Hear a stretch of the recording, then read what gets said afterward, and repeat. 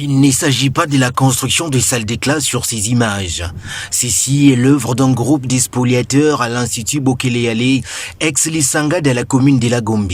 Bien qu'un samedi, réputé jour de repos, ils sont ici surpris par la visite d'inspection du ministre de l'EPST, le professeur Tony Mwabakazadi. Après la première ronde, les constats est amer.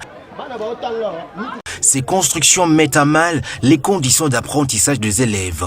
Même constat au lycée Chaumba, où un imposant immeuble est construit au détriment du parking de parents des élèves et autres personnes. Sur le champ, la décision de la suspension des travaux a été prise par le service du ministère de l'Urbanisme et Habitat, grâce au leadership du ministre de l'EPST qui tient à l'amélioration de la qualité de l'enseignement au pays. Il y a des conditions de viabilité de l'école que tout promoteur doit respecter. Et ce sont les aspects qui nous intéressent.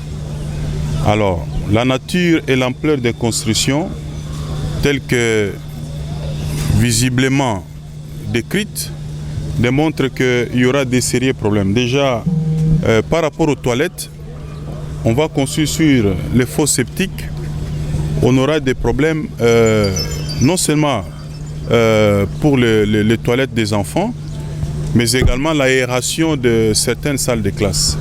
Déjà, au moment où nous parlons, il existe une décision de suspension des travaux, je crois du service de l'urbanisme et habitat.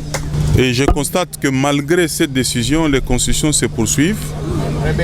J'ai demandé tout de suite là au général Kassongo, il est en train de nous envoyer les policiers pour veiller à ce que ces travaux soient effectivement suspendus. Comme par surprise aussi, le ministre a trouvé sur place le parent d'élèves qui manifestait. Il déplore les conséquences et dégâts que ces constructions causent sur les infrastructures d'école, parmi lesquelles les inondations au niveau du terrain de football et des salles de classe, la destruction de la fosse septique, l'obstruction de l'éclairage et l'aération des salles de classe.